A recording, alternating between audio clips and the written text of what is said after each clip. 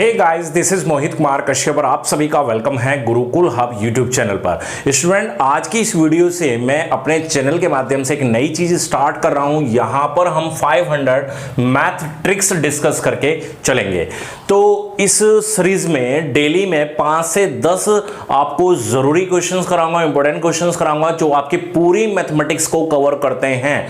मतलब अगर ये 500 सवाल आप ट्रिकी मेथड से समझ लेते हैं तो फिर मैथमेटिक्स आपके लिए बहुत ज्यादा इजी, बहुत ज्यादा इजी हो जाएगा। आप बन जाएंगे मैथमेटिक्स के जीनियस। तो इस सीरीज के साथ जुड़े, डेली आपको एक वीडियो मिलेगी जहां पर कम से कम 5 और 10 सवाल तक आपको देखने को मिलेंगे। तो आज शुरुआत करते हैं इस पहल की, इस शुरुआत की। तो जल्दी से इस वीडियो को लाइक जरूर से कर दिए, शेयर कर दीजिए ताकि हमें थोड़ा सा मोटिवेशन मिले, ताकि हम इस सीरीज को कंटिन्यू जारी रख पाए बहुत लंबे समय तक। यानी कि पूरे 500 क्वेश्चन का जो हमने टारगेट यहां पर रखा है उस टारगेट को हम बहुत जल्दी अचीव कर पाए। तो जल्दी से लाइक कर दीजिए और शेयर कर दीजिए इस वीडियो को। तो चलिए शुरुआत करते हैं फर्स्ट क्वेश्चन से। तो पहला सवाल यहां पर हमारे पास है और बहुत बढ़िया सवाल है। सवाल यह है कि 392 है हमारे पास, ठीक है, और पावर m है और -392 टू दी पावर m -1 है। तो ये किससे विभाजित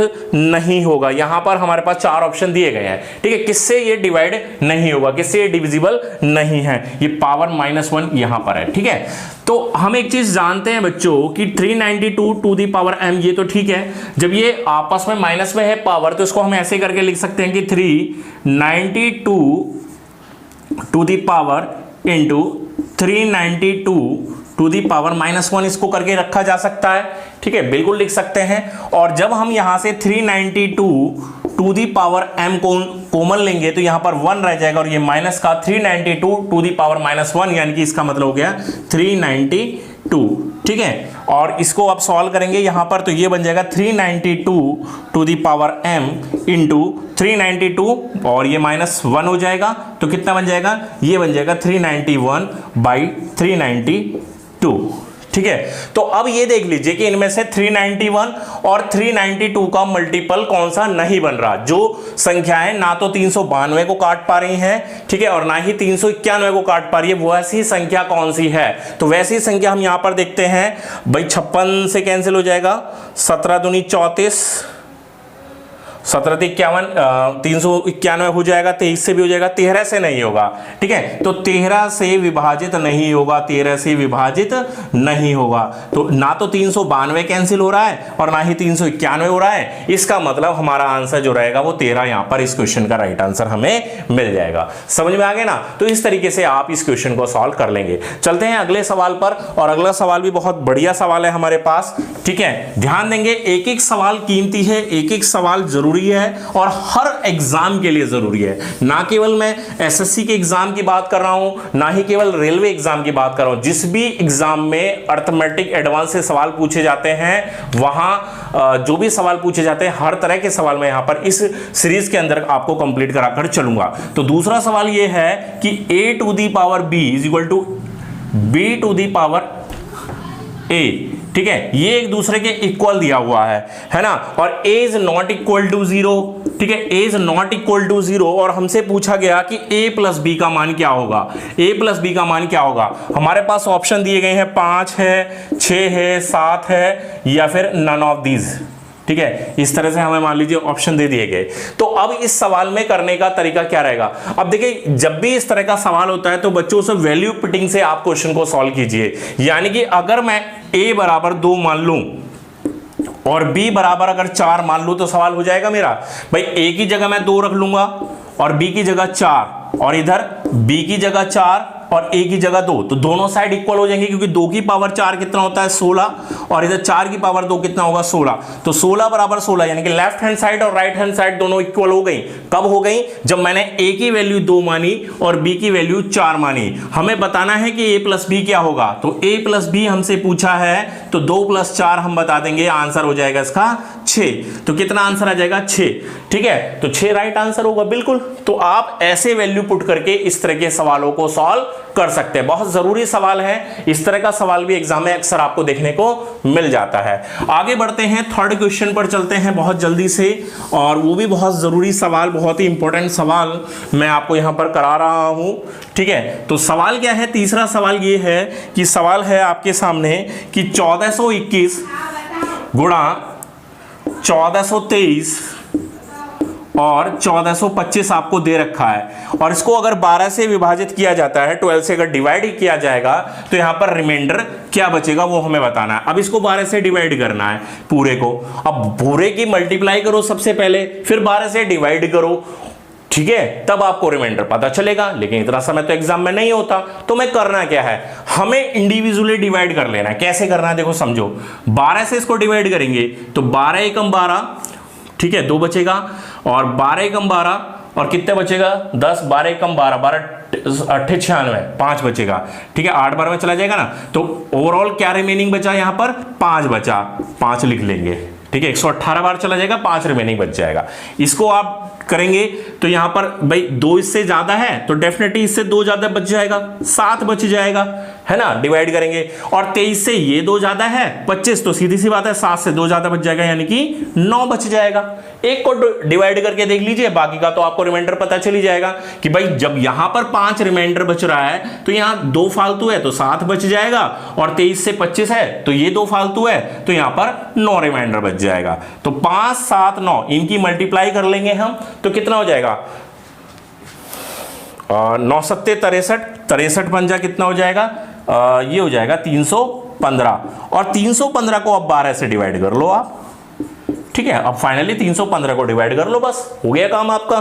12 दूनी 24, 2 बार में 24 बचेगा 7, ठीक है, और 12 6 72, 3 बच जाएगा, 3 रिमाइंडर बच जाएगा। है क्या ऑप्शन में हमारे पास, बिल्कुल है, सी ऑप्शन है हमारा। 3 आंसर आ जाएगा हमारा सी ऑप्शन। क्लियर हो गया ना। तो आपको जब भी इस तरह का सवाल आता है तो जरूरी नहीं कि आपको तीनों की मल्टीप्लाई करना है, भाई तीनों की मल्टीप्लाई करना आसान काम नहीं है ना, बहुत टाइम लग जाएगा। तो आपको इंडिविजुअली इसको डिवाइड करना है, 5 बच गया, ये से 2 फालतू 7, ये से 2 फालतू 9, 9 7 63 पंजे 315 को 12 से डिवाइड कीजिए, आपको रिमाइंडर मिल जाएगा। समझ में आ गई ना बात। चलिए अगले सवाल पर चलते हैं। बहुत प्यारा सवाल है, पूछा जा सकता है।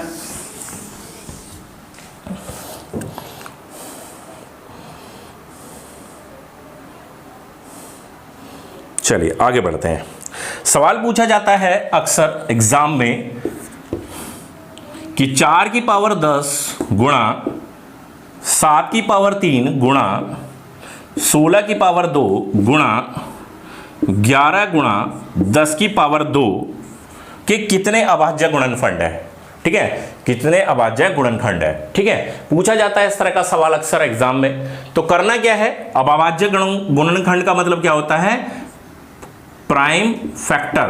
प्राइम फैक्टर बताना है आपका, मतलब कितनी ऐसी संख्या बन जाएंगी जो केवल सिंगल वैल्यू, मतलब वो केवल अपने आप से डिवाइड हो, तो ऐसी कितनी फैक्टर बन सकते हैं यहां पर। तो कर दो भाई, इसको मिनिमम पावर में ब्रेक कर लो, 2 की पावर 2 लिख सकते हैं, 10 हो गया। 7 के फैक्टर होंगे ही नहीं, 7 की पावर 3, 16 को लिख सकते हैं 2 की पावर 4 की पावर 2, 11 का फैक्टर नहीं होगा, एक फैक्टर है तो एक पावर रखेंगे।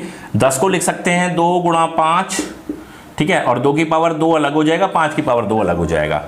तो ये हो गया 2 की पावर 20, 7 की पावर 3, 2 की पावर 8, 11 की पावर 1, 2 की पावर 2 और 5 की पावर 2। अब सारी पावर्स को आप जोड़ लो, 20 3 23 और 8 हो गया आपका 31 और 1 32, 2 34 और 2 36। कितनी पावर बनी टोटल, 36। तो 36 सिंगल फैक्टर बन जाएंगे, मतलब 36 जो होंगे वो प्राइम फैक्टर हमारे यहां पर बन जाएंगे, यानी कि सिंगल वैल्यू बन जाएंगी हमारी।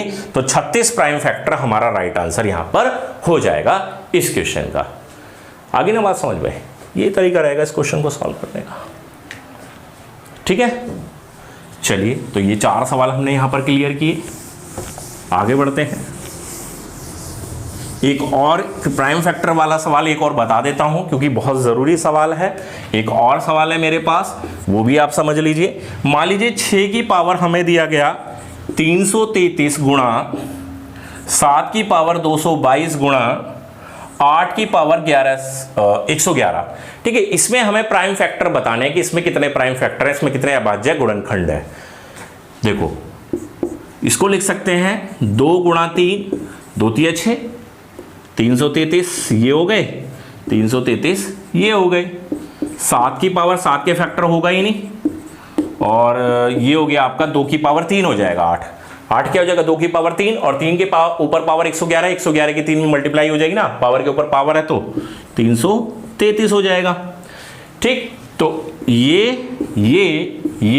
और ये सबको प्लस कर लो। बस 333 दिया, 999 तो ये हो गया, और 222 इसमें जोड़ दो। 999 में 222 जोड़ दो सीधे सीधे, 9 2 11, 9 2 11 12, 9 2 11 12, तो कितना आ जाएगा 1221 आ जाएगा बच्चों। कितना आ जाएगा 1221 हो जाएगा आराम से। आया समझ में ये भी तरीका? तो इस तरह से 1221 राइट आंसर आ जाएगा। 5 क्वेश्चन हमने यहां पर किए। ठीक है, एक सवाल और लेते हैं, बहुत प्यारा सवाल। ठीक है, एक सवाल और लेते हैं। क्या सवाल है? आज मैंने आपको सवाल नंबर सिस्टम और सिंप्लीफिकेशन के ही सिखाए हैं। तो 500 सवालों में पूरे मैथमेटिक्स से जितने भी ट्रिकी सवाल बन सकते हैं सारे करा दूंगा। 500 सवालों में पूरा मैथमेटिक्स खत्म हो जाएगा, हर तरह का जरूरी सवाल हो जाएगा। P बराबर आपको 999 दिया है और पूछा गया है कि क्यूब रूट बता दो। P into P square plus 3P plus 3 plus 1, इसका मान बता दो। है ना, आसान सवाल है। P की वैल्यू यहां पर आपको कुछ भी दे सकता है, 99 दे दिया, आपको 124 दे दिया जाए, 99 दे दिया जाए। ठीक है, कोई भी वैल्यू दी जा सकती है P की, ध्यान रखेंगे।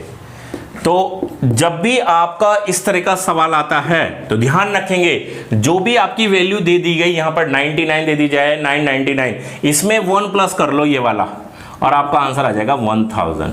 क्या आंसर आ जाएगा 1000 बच्चों, यहां पर आपका राइट आंसर आ जाएगा। 1000 इस क्वेश्चन का राइट आंसर आपका रहेगा। क्लियर?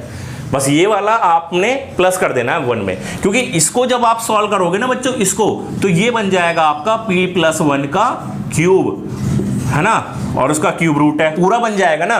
तो ये क्या बन जाएगा, ये बन जाएगा बच्चों आपका पूरा का पूरा। जब इसको आप सॉल्व करेंगे ना, इसको पूरे को सॉल्व करेंगे तो P प्लस 1 का होल क्यूब हो जाएगा, और उसका क्यूब रूट है, तो क्यूब रूट से ये होल क्यूब कैंसिल होता है, तो इसलिए P प्लस 1 बन जाएगा। ठीक है, जब इसमें हम फॉर्मूला पुट करेंगे ना P प्लस 1 वाला, ठीक है, क्यूब वाला फॉर्मूला, तो उससे वो सॉल्व हो जाएगा। मतलब भाई A प्लस B का जो क्यूब बनता है वो ये बनता है ना, A cube plus B cube plus 3AB A plus B। तो यहाँ P की मल्टीप्लाई कर लेंगे अंदर, तो वही वैल्यू बन जाएगी सेम। तो इस तरीके से सवाल आपका फाइनली यही बनेगा P प्लस 1, तो 1000 इसका आंसर आ जाएगा। तो इस तरीके से आप इसे सॉल्व करेंगे। तो गाइज यहां पर आज हमने सीखे 6 सवाल, 6 के 6 डिफरेंट सवाल, जो कि आपके सभी परीक्षाओं के लिए जरूरी है। किसी एक पर्टिकुलर एग्जाम की बात नहीं कर रहा, जिस भी एग्जाम की आप तैयारी कर रहे हैं सभी के लिए जरूरी है। ठीक है, तो इनको अच्छे से तैयार करें, इस सीरीज के साथ जुड़े, लास्ट तक जुड़े, हर एक सवाल कीमती है, नोट्स बनाकर चलें। ठीक है, 500 सवाल कराऊंगा, 500 सवालों के नोट्स बनाकर चलें, बहुत ज्यादा बेनिफिशियल आपके लिए क्लास होने वाली है। ठीक है, तो चलिए इसी उम्मीद के साथ कि आपको ये क्लास पसंद आई होगी, इसको लाइक कर दीजिए, अगर नहीं किया है, शेयर नहीं किया है, शेयर कर दीजिए, और जुड़े डेली इस क्लास के साथ। डेली आपको एक वीडियो मिलेगी जहां पर 5 से 10 सवाल डेली में यहां पर कराकर चलूंगा। तो चलिए नेक्स्ट वीडियो के साथ मिलते हैं, तब तक के लिए गुड बाय, थैंक यू।